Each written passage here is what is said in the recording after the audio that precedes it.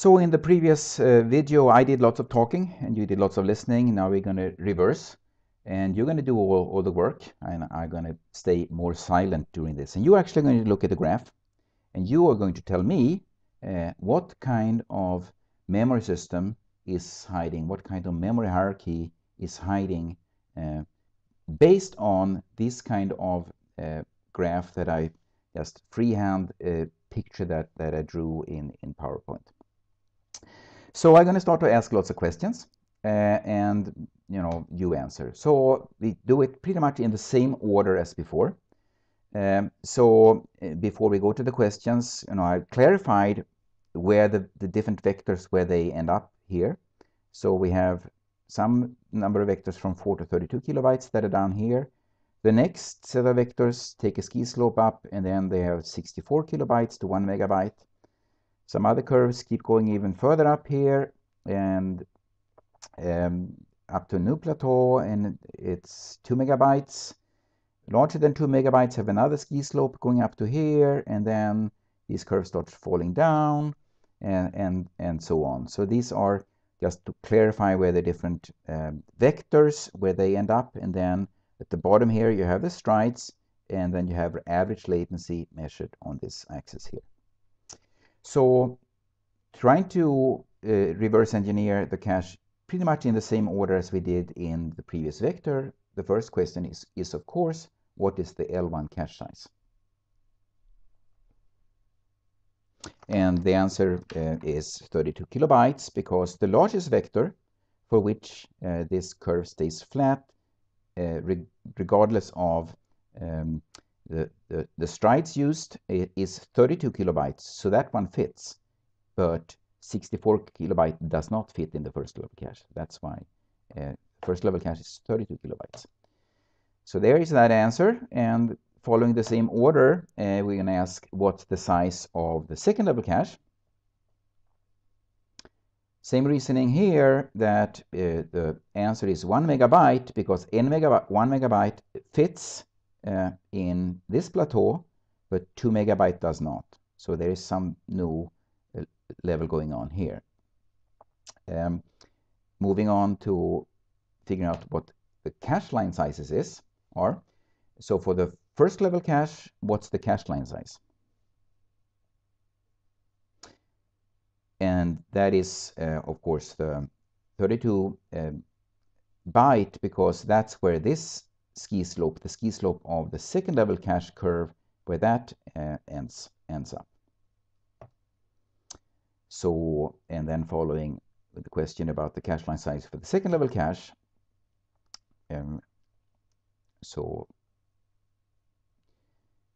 once more, we're looking at the ski slope, with the ski slope of the curve that does not fit in the second level cache, where that ends up, and that's at this point. So 64 byte would be the right answer there.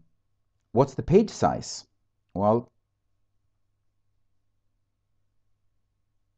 so the page size is where the next curve ends up, and you can do sort of a sanity check here. This, of course, could have been the cache line size for some third level cache as well, and in some respect, it could be regarded as that. But a reality check here is you don't have cache lines that are 4 kilobytes large, so that's why some cache line size-ish structure with this size is more likely to be a page.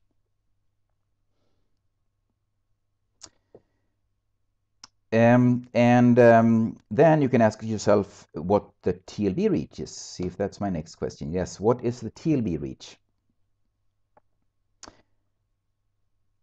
And you can, draw a conclusion that TLB reach is 2 megabytes, because this curve is not hit by TLB misses. It goes flat here, while all curves that are larger than 2 megabytes are hurt by the misses. So what number of entries will the TLB have?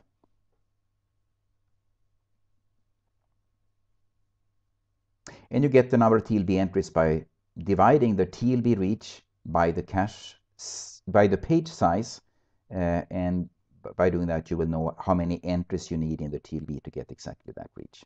So that is 512.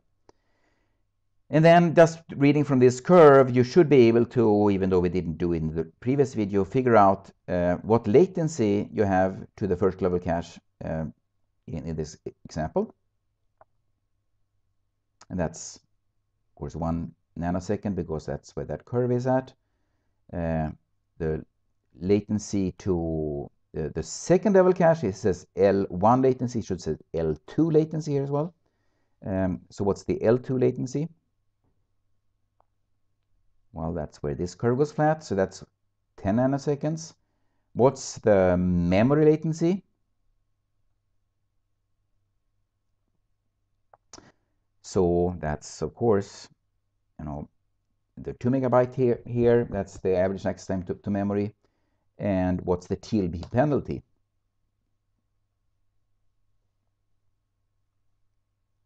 So the TLB penalty is 70 nanoseconds, because it's the difference between accessing things in memory and when you access things from memory, but you also need an extra TLB for every access.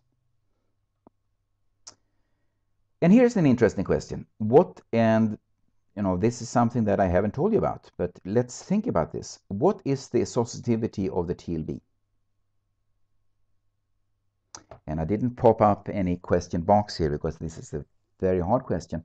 By looking at this picture, I would say that the associativity of the TLB is a fully associative cache. And in the next slide, I'm going to tell you exactly why I think it is a fully associative cache. Sorry, in the next video, I'm going to tell you why it's a fully associative cache.